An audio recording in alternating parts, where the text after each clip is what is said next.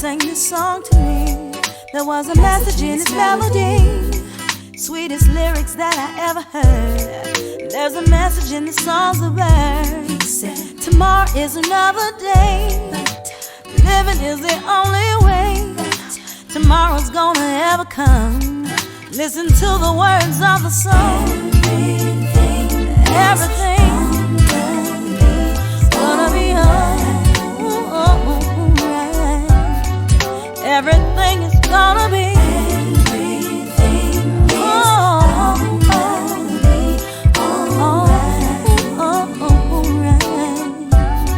Good evening, and I want to thank everyone for watching my show tonight. I'm Stephanie Wilson-Coleman, the Empowerment Doctor, and this is A Sip of Inspiration. Joining me for tonight's show is Lamont Patterson, and he has quite a bio. So I'm just going to give you just a little bit of taste of who we're going to be talking to tonight. Music is the driving motto for World Movement Records. Lamont Patterson, the CEO and founder of the label, is living this every day. Lamont started in the music industry at the age of 5 years old. He has written lyrics for New Birth, toured with the OJs, Blue Magic, the Four Tops, and other great sounds from the Motown era. Lamont started World Movement Records to support artists as his entire entity, and his career includes television and film. He also supports Humanitarians for sexually abused children. And one thing that I also want to mention about World Movement Records, he's also morphed into the publishing world as well as the media world. So welcome, Lamont, and thank you for joining me today. Oh, hello, and thank you for having me, Stephanie. We're gonna have a ball, so just relax. I got a lot of questions, okay? Okay, and I didn't do it. I didn't do it. I don't care what they said. You didn't, but if they said you didn't do it, okay. He didn't do it, right? So I'm we innocent. established that. So, and for those of you who have questions, be sure that you put them into the chat or the comment box on Facebook because we are streaming live through Facebook. Also, if there are questions that you don't want to ask for yourself, but for your friends, you can put those in that same comment box. We won't tell anybody that was you if you want to do that. And start a watch party. And I want you to go ahead and invite your friends. Also, a little bit of more housekeeping. I want you to go out and like the Empowerment Doctor and Empower DR Facebook page and all the social media that you can find. And I want you to visit the website, Champagne, like the liquor, CHAMPAGNE connection.com, and sign up for the newsletter because I send you some pretty interesting information periodically. So now that we've done the housekeeping, let's get started with our questions. So the first question All is, right. as the CEO of World Movement Enterprises, what are the areas that are your primary focus? Well, I don't think there's just one primary area because that's what encompasses world movement, and that's basically how I came up with the name of the company because I wanted to be able to touch all facets of the business. World Movement Enterprises actually is a full service entertainment company in terms of music, events, publishing, TV. We try to have our little hands in all of it because most of the time that there's an artist, they want to do TV. And if you're already doing TV and film, you want to dabble in the music. So there's a natural synergy there. Okay. So your bio says you started at 5 years old. So how did you enter the industry at 5 years old? And what were you doing at five that you decided Like that like to be in, like most of us started out singing in the church, in the church? so we all started out singing in the church, especially, in my era, we started out in the church. And, if you have a family member that's musically inclined, you kind of like, especially want to kind of do what they do, you know. So that's kind of like how I got started. I had a cousin also that was a singer, producer that was really established in the industry. And he told me, boy, finish school, get your education. And when you finish school, I'm going to help you with your music. But by the time I finished school, I didn't really need his help though. But that's kind of like how that got going. Yeah, but that finishing school, that's what they all told us at first. Finish school first and then we'll help you Finish finish school, school boy, first. and I'm gonna help you, you know. So how did So you end up writing lyrics for New Birth, the OJs, and the Four Tops?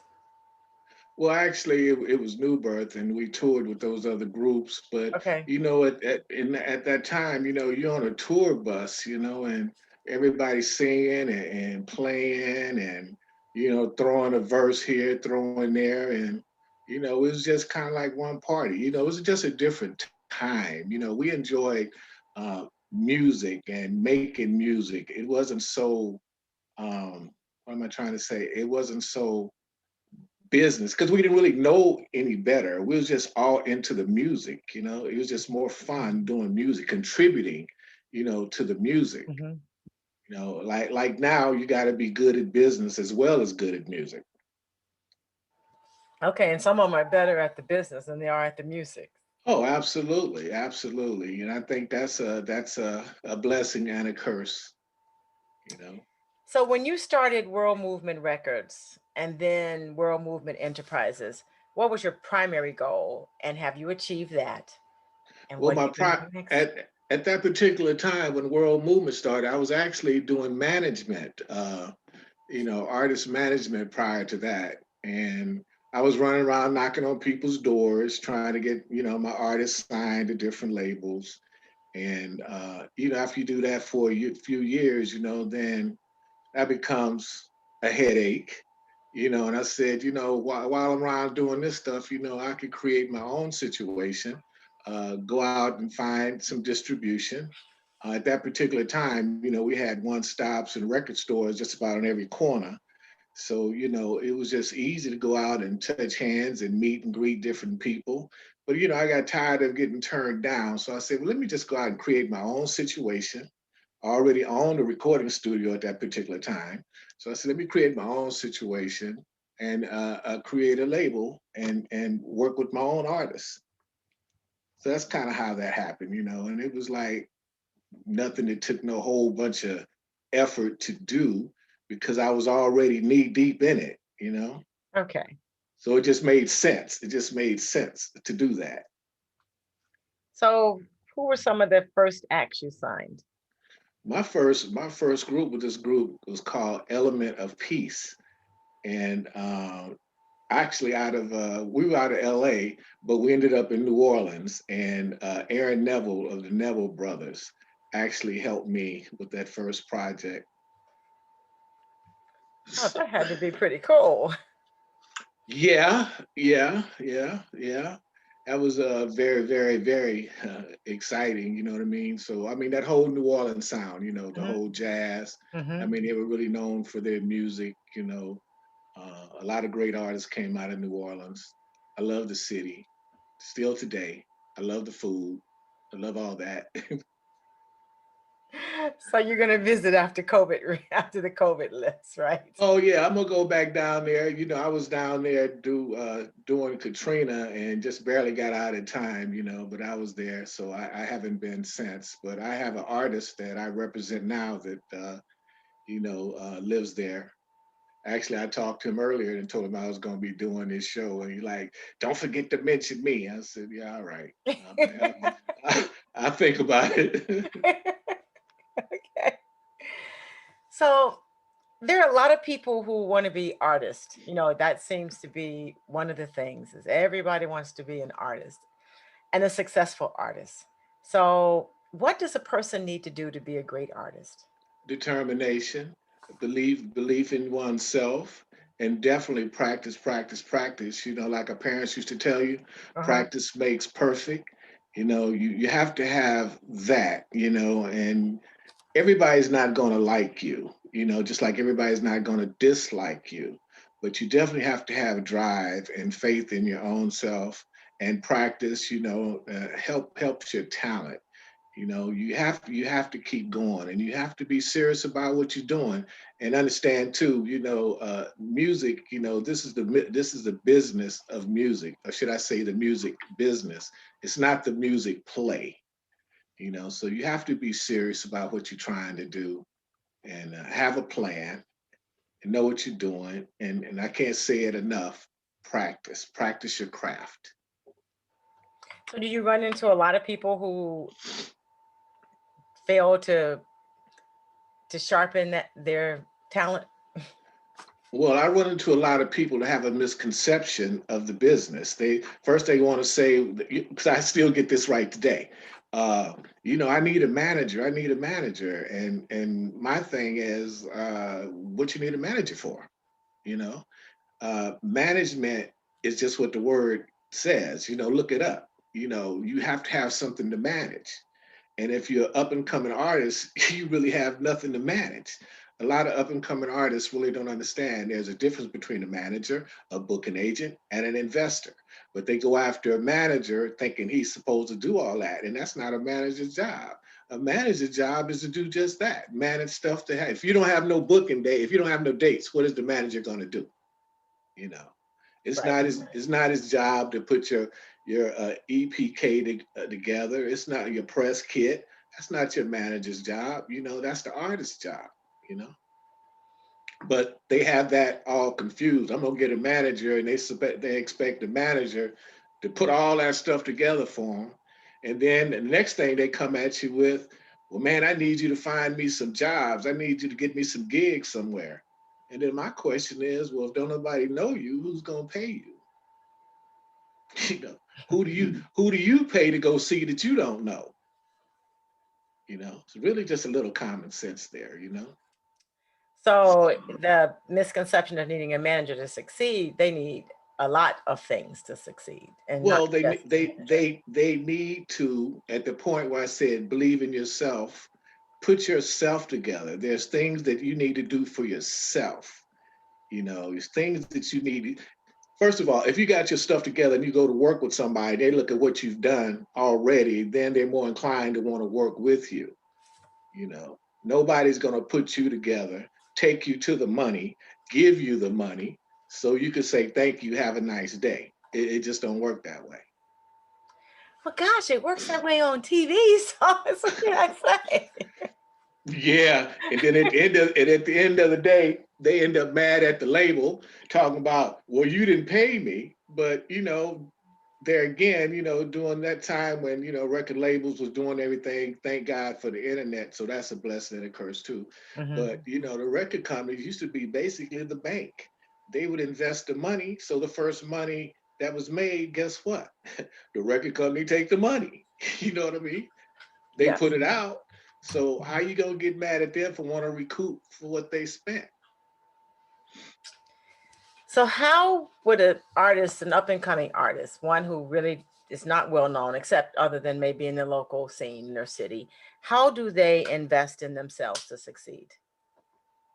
Your pictures, your music. Now with social media, I mean, it's like I said, the internet has really expanded and helped the music industry so much. Because there was a time where it would take a week or two to send a CD across the pond. Now you could do it in 30 seconds. Mhm. Self promotion is key. Get your own following, put your own stuff together. And most of these millennials, they're more computer literate than a lot of old school artists. So they know how to sit there and work all the social networks, the Instagrams, the TikToks, the Facebook, the YouTube, all that stuff. They know how to do that. And, like I said, the old school cats, they trying to catch up with that. But put your stuff together, man. It's really easy to do. Quit playing video games. So social media is really important to them then. Yes, it Uh, is, because okay. you feel it's like this. A lot of companies. I mean, I hate to sound like I'm dated, but you don't have all the places that you could go to see live music now. And a lot of A&R cats, the first thing they want to do is go to your YouTube page. They want to see how many likes you got. They want to know how many hits you got. They want to know how you're embracing your artist. And you may not be all that great of an artist, but if you got a great team and you blowing it up on social media, they're gonna look at you. They're gonna check you out. And the flip side of that, you could be a great artist and really don't have that together yet, and you subject to fall through the crack. So, what have you seen the new artists do to increase their likes or views on, say, YouTube or Instagram or wherever they're going? Be Because on that's there. the key. Yeah, they'd be on there every day. And with technology now, I mean, you could be at home and do a video. You could be at home with 1,000, 3,000 dollars worth of equipment, and you can go in the bathroom and you can record something because digital is digital, you know. So, there's a lot of things you got to do, but you got to be self-motivated. You can't sit there and expect everybody else to do your work. It's just not going to happen that way. Okay. Um, so you grew up in Texas and subsequently relocated to LA. Thank goodness. Oh, thanks goodness. Okay. Thank goodness. I love my mother for that, boy, because the little hometown, the little town that I came from, like 10 minutes away from the Oklahoma border. Uh, it wasn't a lot of job opportunities, so you had three choices that you could do. You could either play music, play sports, or pick cotton. That was it. So picking cotton wasn't for me. I tried it about 2 days. I ran into a snake one day, and that was the end of that. Okay. So I ended up doing the music thing. But it's just a different time now, and I was glad to come to California, and there's a lot more opportunities. You could always go back, but you can't always leave. So, how did you adapt to what must have felt like a foreign country? I'm not even sure you really want to ask me that one, but I'll ask you anyway because I had a couple of culture shocks. My mother was a hairdresser. She had a beauty salon when we first came to California.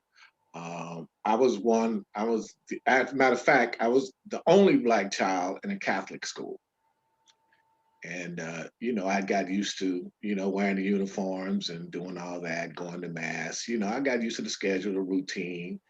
And when that whole thing ended and I ended up in the public school, that was a culture shock because I was used to wearing uniforms. I wasn't used to seeing uh, kids to dress any kind of way, every kind of way. You know what I mean? I just wasn't really used to that. So I told my mom, I don't know what I did, but I'm sorry, I won't do it again. can I go back? You know what I mean? I wasn't used to carrying no sack lunch and all that. I mean, what was that? You know what I mean? I thought I had did something wrong and I was being punished.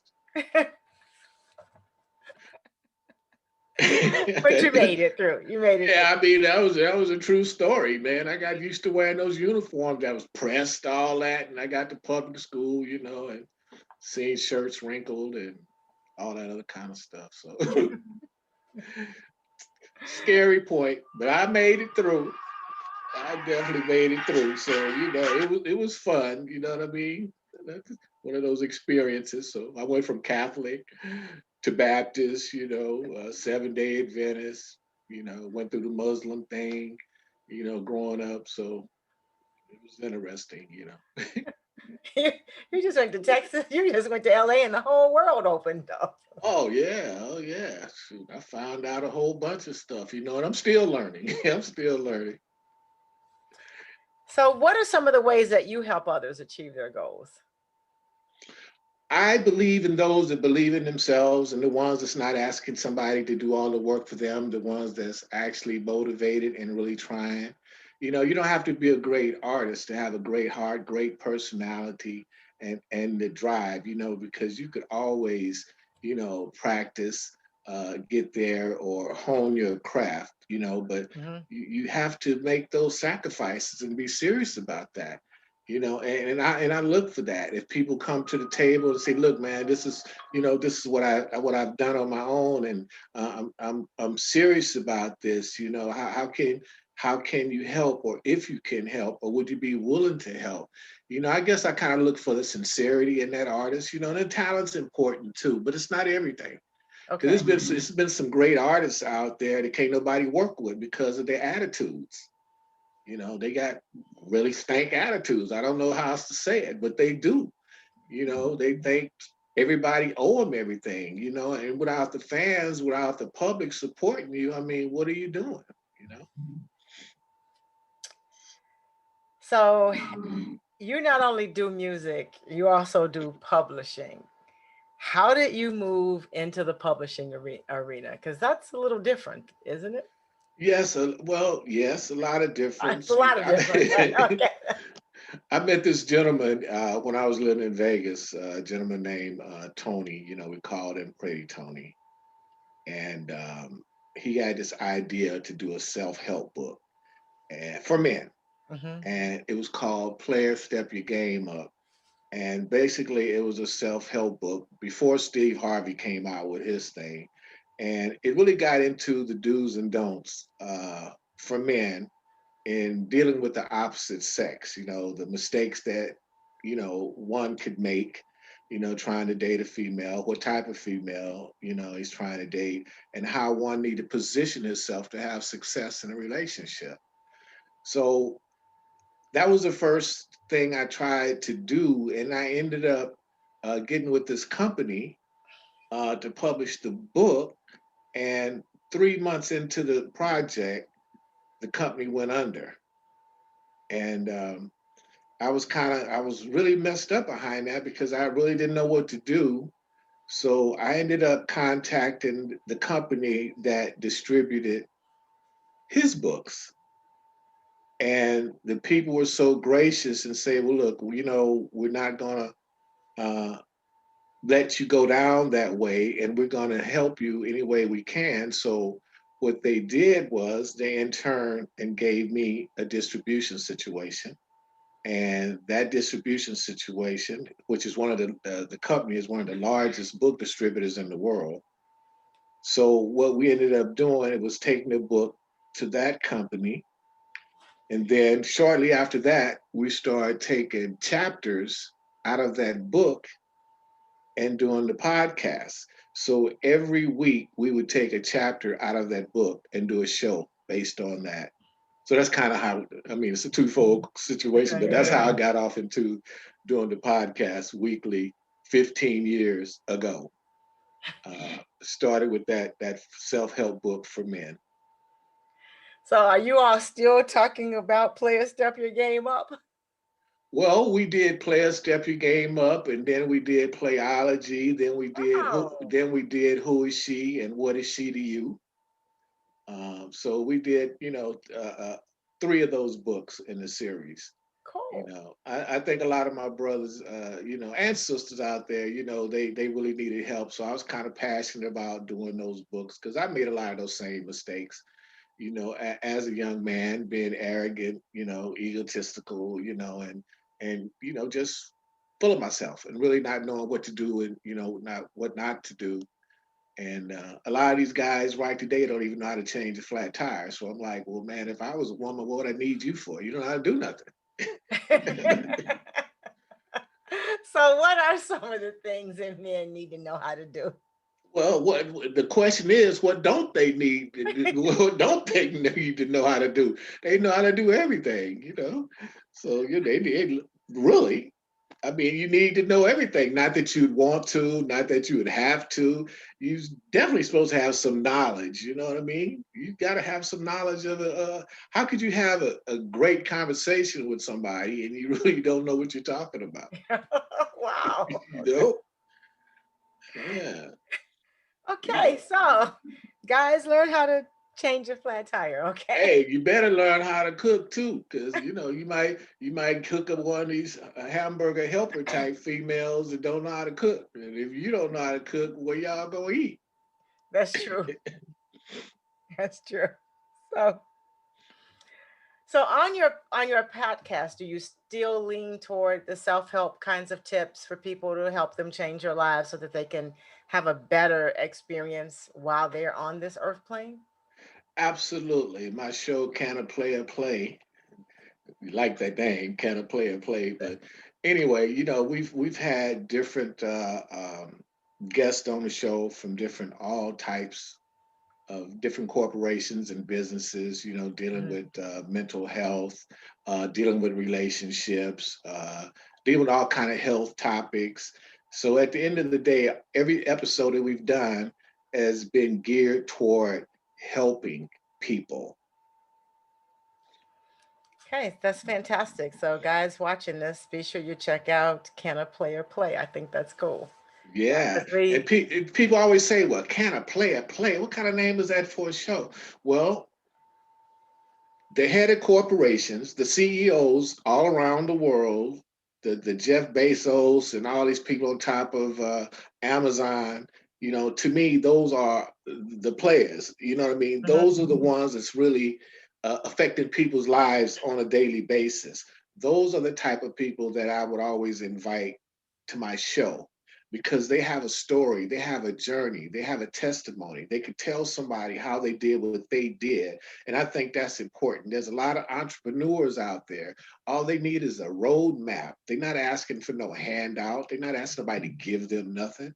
All they need is you to point them in the right direction and they'll go for it. And to me, that's more rewarding than anything is to help somebody in that manner and watch them succeed. Yes, it's powerful to have someone share their roadmap with you, and then you can easily at that point figure out what you need to do differently or what you need to change. Because sometimes that's what new entrepreneurs need is the roadmap. Yeah, Yeah, they see because a roadmap. Just right, point. Like, don't do that, man. If you do that, you don't go over that cliff. And don't go over that cliff, if you don't want to see what's at the bottom. Just don't do it. right. Don't go over that cliff. Right. Don't do it. I don't know. It's like, yeah, because you have to, there are a lot of hurdles when you're starting out as an entrepreneur Oh, a and you lot have of no hurdles. idea how to, And one other thing I'd want to say on that, just because there's a hurdle in front of you, don't get stopped at that hurdle. Figure out how to go around it, go on and go over it, but don't get stuck. A lot of people get stuck. They run up on a hurdle and they stop and they sit there and they waste so much time just being stuck. Why be stuck? Figure out what you could do to get beyond, get on the other side. Like I said, figure out how you can go under it, around it, or over it, but don't get stuck. That doesn't take any energy. It doesn't even take any thought. right, just move around it. So, so do you now still help authors with publishing their books or distributing their books? Do you still do that today? Absolutely. World Movement Publishing, and that's what we're about. World Movement, World Movement. We Okay. want our brand to be everywhere. So absolutely. We definitely help authors put their stuff together, get it distributed, get it every place where it needs to be, the Amazon, the Barnes and Nobles, the Borders, everywhere that it needs to be through print, even audio books. If they choose to do an audio book, we'll help them with that. So absolutely. That's fantastic. So, a question has just come in. So, for the music industry, is there an ideal age for one to start in the music industry? No, because you see a lot of kids that's super, super talented, that's very, very young, child prodigies, and then you see some seniors that's been singing all their life. They have a great talent. For whatever reason, they haven't just stepped out there, whether it's a confidence situation or they feel like, it's a lack of something why they haven't done it. But I don't, right now, the way the industry is right now, you don't have to be no certain age. You just got to be able to blow. If you're a singer, you just got to be able to blow. If you're a musician, like I said, you got to play. You got to do what you do. There's ways to get it out there. Thank God for the internet. You don't have to be silent. If you know what to do, get it going. Fantastic. So, no particular age, just be ready to move and ready to go and use the internet. I'm making notes too because it's like, oh God, I didn't Hey, even look, think about TikTok. You're right. It's the latest craze. yeah, TikTok. you use the internet. You know what I mean? A bus bench. I mean, whatever. You know what I mean? Because one person know about you more today than did yesterday. You still ahead of the game. You never stop self promoting. You never ever ever do that.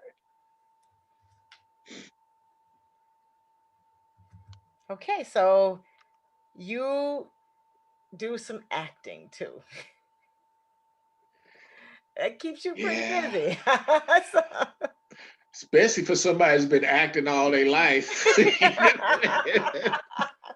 You've been acting all your life, so that don't stop. Everybody in the music business eventually want to get in front of a camera.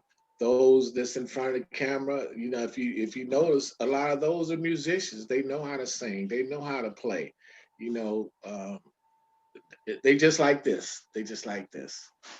So I never thought that I'd want to do that.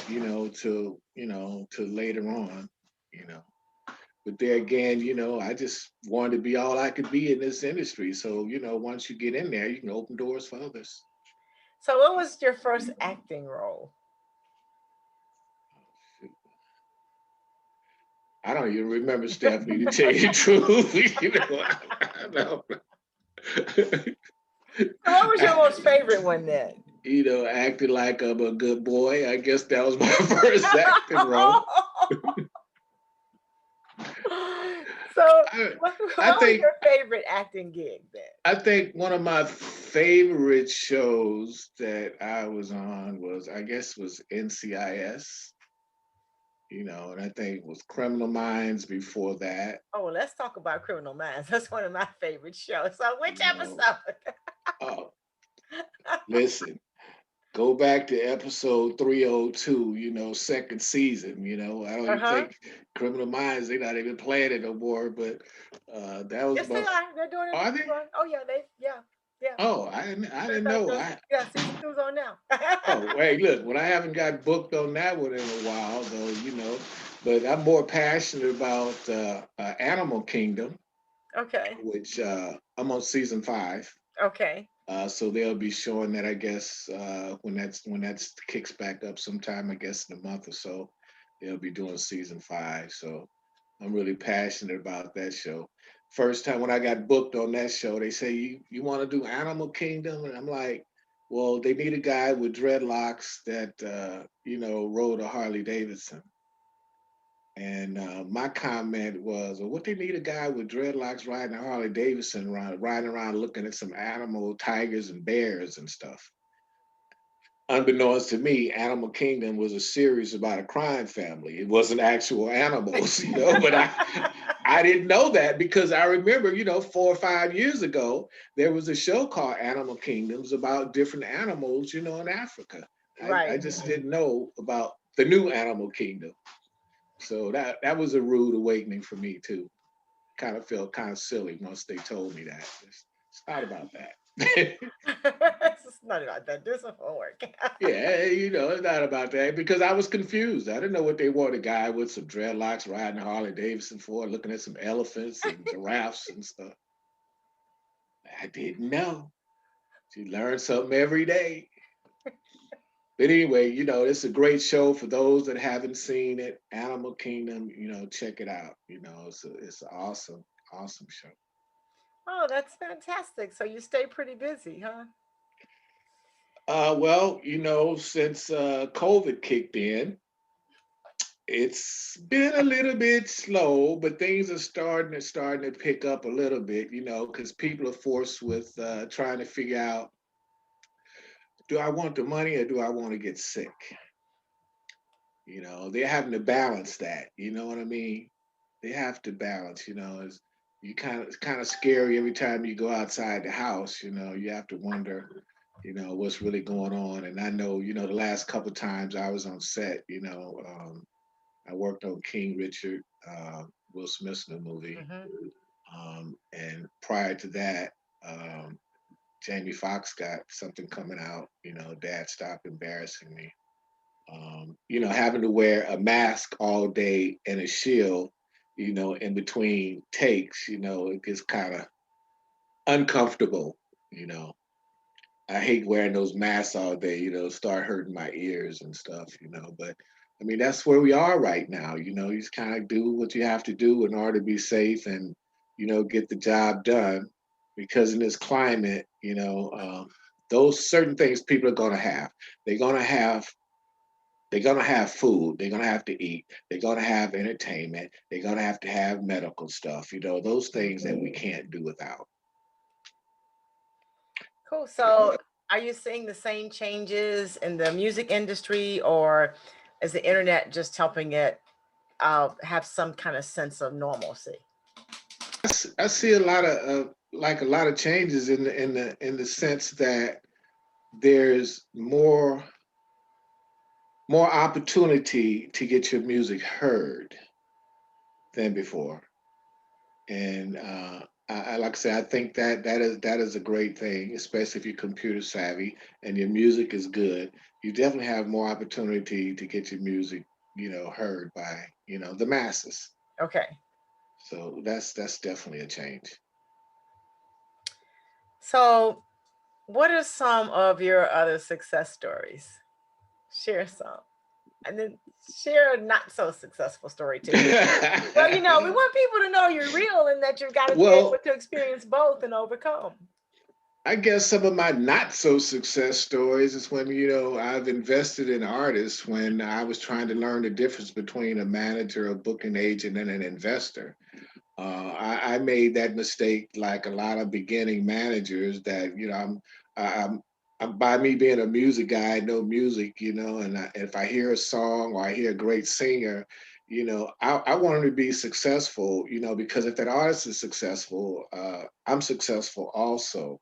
And there were times, earlier in the game where I got over over involved in a project. I became that investor. I stepped out of the management role. And because the artist didn't have no skin in the game, it was real easy for him to say, well, my wife said she don't want me to do this no more, so I got to go get a job at the hamburger stand. And I'm saying, well, what about all the money that I invested in the music? You know what I mean? What about all that? How do I recoup my investment? And they say, well, oh, well, I mean, it was really easy for them to walk away because they really invested nothing. Mm-hmm.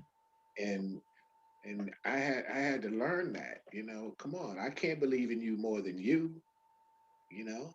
I could believe in you with you, but I can't believe in you for you, you know. Right. So I had to learn that, and I think that was a bitter pill to swallow, though. You know what I mean? But it's real easy to do if you're a music person and if you're a good person, a giving person. It's real easy to for someone to take advantage of you. And it's not so much of them taking advantage of you, it's you taking advantage of yourself.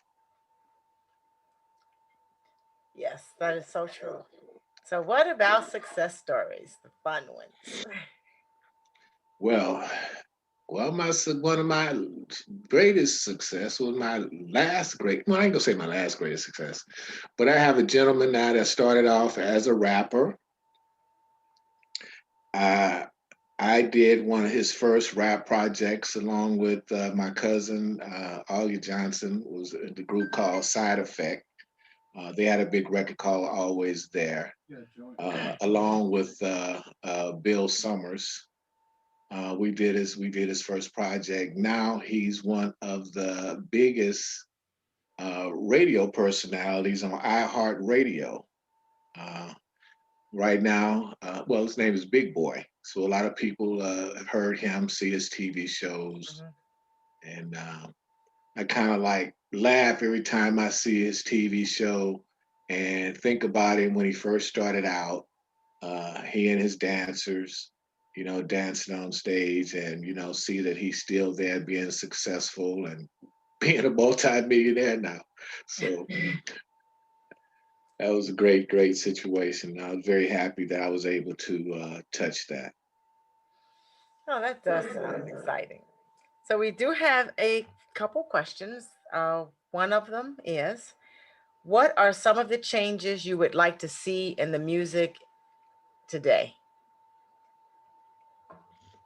Well, I would like to see music go back to how they were. I mean, in terms of, here I go. Yesterday, I told Alexa to play some R&B. I didn't hear traditional R&B that I was accustomed to hearing. I was hearing more pop. You know what I mean? Okay. So, the lines are kind of blurred, between pop, and R&B and stuff. And I would like to see more singers.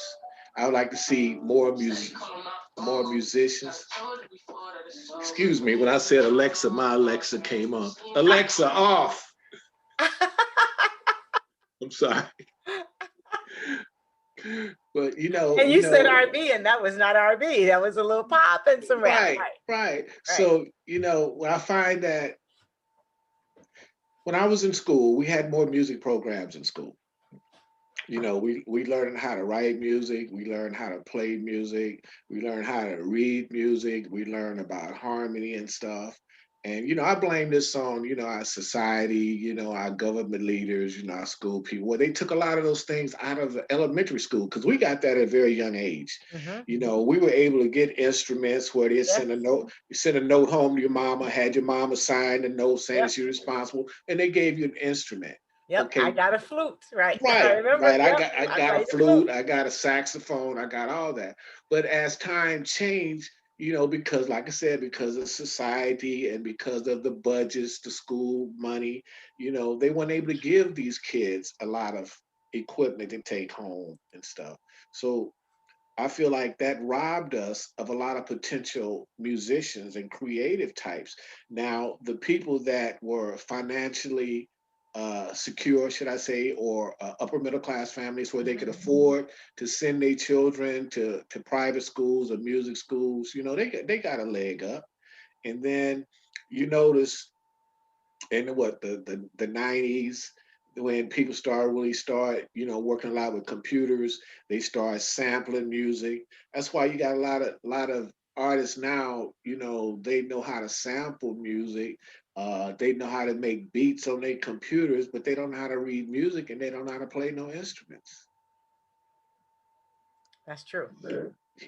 So I feel like we lost that, and I wish that some of these successful artists would get a little bit more involved in a community level by, donating music programs or equipments, to, the junior school, elementary school, the high school level, so these kids can learn how to play instruments instead of playing so many video games.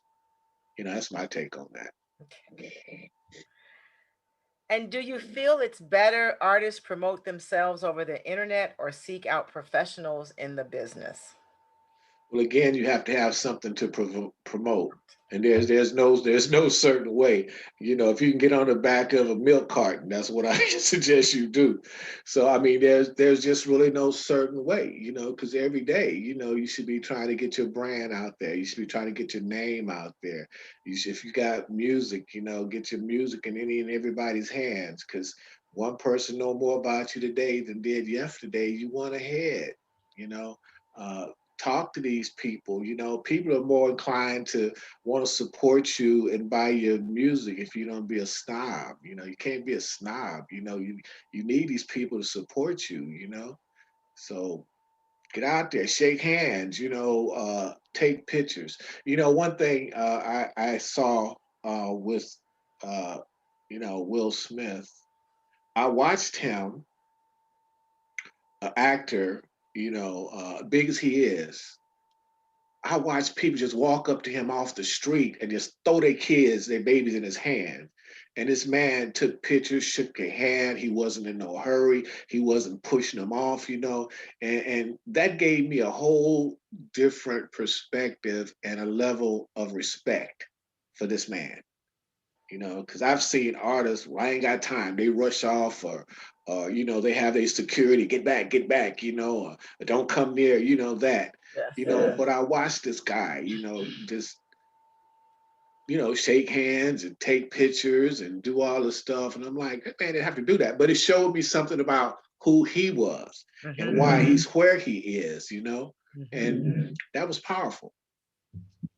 Yeah, it is really powerful when you see that. I have a Kenny Rogers story that I tell. He was being rushed out of an arena, 100,000 seat. It was packed. The security people were rushing him out, and people were standing along the lines for autographs. and he slowed his security detail down and signed every picture. I had something to say to everybody who waited. I thought, wow. And he would tell us security, he says, we gotta go, we gotta go. He says, you're going where I'm going, right? And they said, yeah. He says, okay, we'll be there on time. Yeah. Yes, it is really powerful when you see that. That does say a lot about who they are. Yeah, the persons, The person, right? humility. I Right. mean, they're humble. They understand that those people is why they are where they are. Are. Yes. They Right. And you understand that. always remember that. Right. So you support an organization in your free time. Okay. So, Humanitarians for Sexually Abused Children. How did you get involved with that organization? And what do they do? So tell us about that. I have an associate. She came to me with this project called the Bridget Harris Story, which is based on a true story out of New York, where the young lady was sexually abused by her father for 15 years. She came to me wanting to do the movie. And I first said, why don't we do a book? Because usually the book precedes the film, Mm-hmm. you know. So once I got involved with publishing the book, I started learning more and more about sexually abused children, children trafficking. I started learning more about those things and those things that unfortunately people don't want to talk about. That's one of those subjects that's taboo. People don't want to talk about. Where kids are getting molested every day, or trafficked to another country, or taken abused. There's all kind of abuse. But to me, one of the worst things is elderly abuse and child abuse. I feel like the perpetrators of sexually abused. I mean, the perpetrators. They get a jail sentence, but they give the child a life sentence. You know, and Mm-hmm. and I think the more we talk about those things, the more we recognize those things, the more we hold those type people accountable for those things. You know, we can bring some kind of change. There's some cultures in the world that think that's okay. It's part of their upbringing to do that. And but they don't know. They're destroying these kids, and they kind of wonder, where did all the gangs come from? Where did all the stuff come from? And you don't know. A lot of these people, man, they've gone through some traumatic things in their home, and they just acting out. And they're basically looking for help, asking for help, trying to find help. They really don't know who to talk to, who's not gonna make them feel responsible for something that they had no control over. And they're the victim. So I don't know. I was very passionate about that, and I got involved with the situation where I said, well, let's what we try to do is try to get a safe haven for these kids. Where they'll have a place where they could stay, because a lot of cities, if say a father or a cousin or uncle abuse a child, the court take the child out of that home, but the court allow another family member to take possession of the child, but the same person that abused them still have access to the same child. So they're not really helping, you know what I mean? So we came up with a situation where we're just trying to find, safe havens all over the country where it could help these kids and get them away from those situations. So what kind of services and when you put them in the safe havens, what's their day like? They do feel safe though against the perpetrator. Um and how many kids have you helped so far? I couldn't really give you a number because that's not really my everyday thing. My everyday thing is really what I'm doing now. But when we identify a situation, I turn it over to the people that's in charge of that on a Okay. daily basis, and they get involved with the community and for the community leaders, the church heads, and a lot of the the ministers, pastors,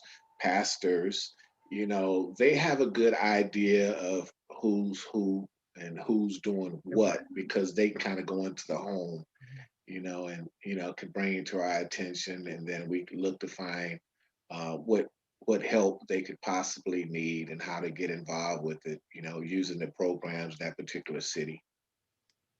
Were you shocked at how much this occurs when you first got involved?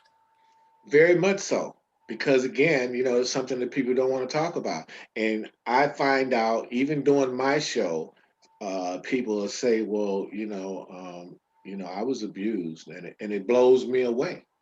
And I'm sure you see this a lot of times on TV. You see a lot of actors that have been abused, and they don't really talk about it till they way up into their adult years.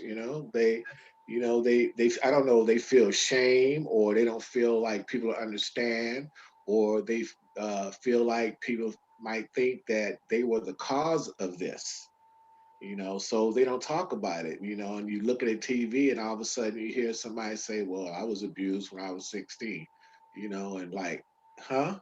you know, but so yeah, it's I'm constantly learning and hearing different stories about things that people have went through on their journey that's helped them be strong and how to overcome. And again, those are the type of people I like having on my show because they could help other people, because they can talk to talk because they've been through it, you know. Yeah, I have a similar story, so I understand. Yes, Yeah, yes, yes, yes.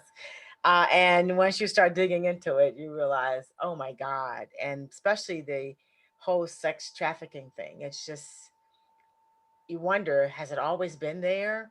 And the covers would, it or yeah, and the covers it would be has, pulled it off, has. and we I've just had missed it. Yeah. I've had people on my show where a young lady was abused and the mother knew about it. The mother knew about it. The mother knew that the father was doing it, but she was so afraid because this father had such a hold on them. Mm-hmm. She was afraid that they were going to be homeless and whatnot. So it's almost like she allowed the daughter to be the sacrificial lamb. Mm-hmm. And I mean, it's I'm like, how could you do that? You know, just how? I mean, I don't understand it. You know, but I'm not the smartest guy in the world either. But I don't understand it. But we need more people who don't understand it to become involved in it, and then we could stop it because it's at epidemic levels. So Yes, it is. I have a music question. So someone says, let's ask this question. How do you compare the music overseas to the pop music and R&B here in the US? And is it is it real or and serious, or is it just different music?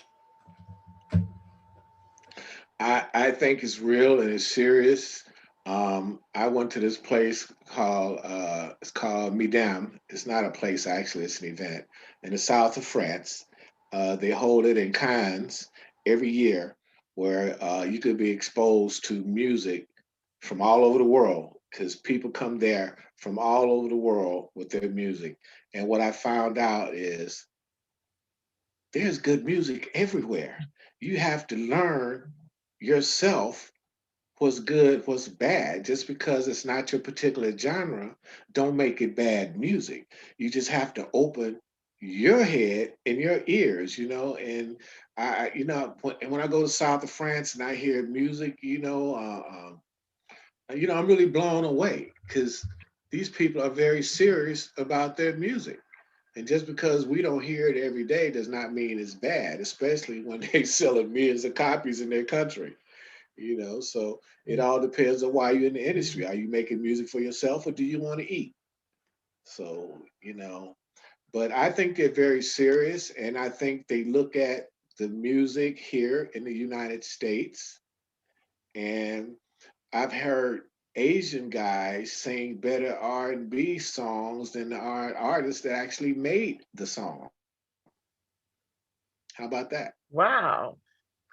So do you think that not having that early music in elementary school like we did, like we had band classes and music classes and stuff. Do you think that that can contribute to the lack of tolerance, I guess, for Americans for other people's music? Because some people don't realize that you're right. Some of that music is really good. Yeah, very, very good. You just Mhm. have to listen. You really have to get into it and take your head out of what you think is good. Because people always ask me, well, do you like it? Do you like it? Well, do you like it? And I tell them, well, it's okay if I like it, but it's really not important if I like it. It's more important if everybody else like it. Ah, that's true. That's true. Yeah. Yeah, If I like it, I'm just one person. You know that's what I right. mean? It's more important that everybody else like it. Yes. That's the thing. So yeah, there's a lot of music come from other parts of the world that's fantastic music. And I think they're more serious about it in a lot of different ways because I think, a lot of times here in the United States, we take a lot for granted. So in the publishing world, have you found that books are different than we like different genres or different types of books versus what you see overseas? No, I think they're basically the same. Okay. People like drama, they like action, they like comedy. To me, a book is like a song. You got to have a beginning and you got to have a middle and you got to have an end. Okay. So what about self-help books? That seems to have risen overnight to $1 billion industry. What are people trying to figure out? They're trying to figure out how they could do better, or how they could not make the same mistakes they've made before. You know, or they just want to go for a ride. And what I mean by that is, they want to listen to somebody else's journey and their story that they could compare with some of the things that they're experiencing or some of the things that they're going through. So Okay. That makes sense because I have to admit, I read everybody else's life story too because I want to know what did they do and how did they overcome that and right, how did they get how there? I did they mean, that's get there? something Right. that's something that we all do. That's part of education. That's part of you learning. Because if you can't learn from somebody else's mistake, then you walking around sleep with your eyes wide open. Oh gosh, you're right. You need to. That's right. You do need to learn from other people's mistakes because trust me, you will not live long enough to make them all yourself. So Yeah, I yeah, mean, how many hickeys you got to hit upside the head? How many times you got to get the big knots upside your head for you're not supposed to do something? right. And you've got a media end of your company too, right? Did we talk about that? We mentioned a Can a Player Play, which is Yeah. the show on relationships, politics, current events, and then we have I Am Indie, Okay. which is short for I Am Independent, which is our music program where we play up and coming artist music, established artists. We talk to producers, we talk to artist managers, we talk to entertainment attorneys. We have all those different people come on the show that could help people trying to do what they do. Oh, that's really cool. I So if you got some hot music, some hot tracks, and you have a story, and we'll put you on the show and play your music, because that's what it's about. Each one teach one. That's right. Each one teach one. Gosh, this has been fantastic. And we are about at the end. We've got one more minute before we close out. So, what would you like to share with the audience at this point? Be serious about what you do. Don't ask somebody or anyone to believe in you more than you believe in yourself. Because if you're serious about what you're doing and you give it your all in all, somebody somewhere is going to see your passion. They're going to see your drive and they'll believe in it with you, but they can't believe in it for you. So don't get discouraged because I think we all need a certain amount of gasoline in our gas tank. We all need some ethyl. We all need a certain amount of gas in our gas tank in order to run. But you can't expect everybody to like what you do because everybody's not going to like it. And a lot of times people do like what you do, but they're not going to tell you that. Ah, How about that? I didn't think about that, Lord Trust. That's right. I can't admit that I like that. That's right. Oh yeah, because why they gonna give you a leg up? Why they want to help you, or why they want to how they gonna make you think that you're as good as you think you are? So no, people are just not that way, and they're envious for all the wrong reasons. And it's not hard to say, "Hey, man, that's good," and I see that a lot too. Because if it's great music, hey, I don't have no problem saying, "Hey, man, I really like that." If a guy got on a nice suit, man, hey, guy, hey, man, that's rocking, dude. I love that outfit. I don't have no problem telling that. You know what I mean? Because the truth is the light. That's right. I mean, if it's good, it's good. That's It right. doesn't hurt to compliment somebody. Well, that we are out of time. I want to thank you, Lamont, for joining me. This has been really, really exciting. And I want to encourage everyone listening to go out on the internet and check out World Movement Records. I tell you, I was impressed incredibly. I write, and that media portion for publishing and books is pretty, pretty interesting. And they offer some great services there. So be sure you check it out. No matter what field you're in, there's something there for everybody. I want to Yes. also thank Resource Industrial Supply and Equipment for this show. They're a sponsor for tonight's show.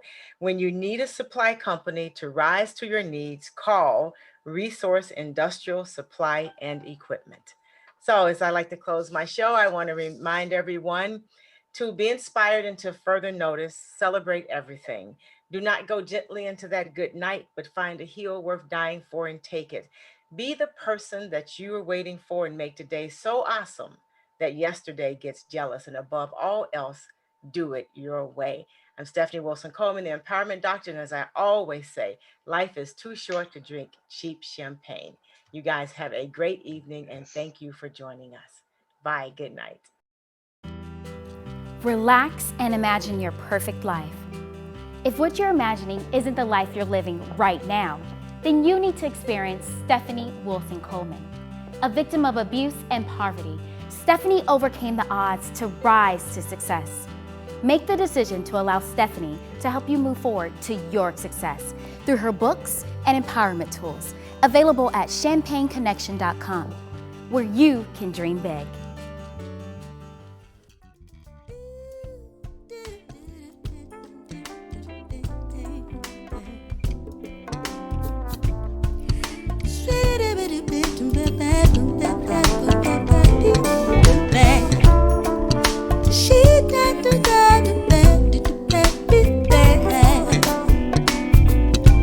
Life's too short to drink cheap champagne, so I decided to buy me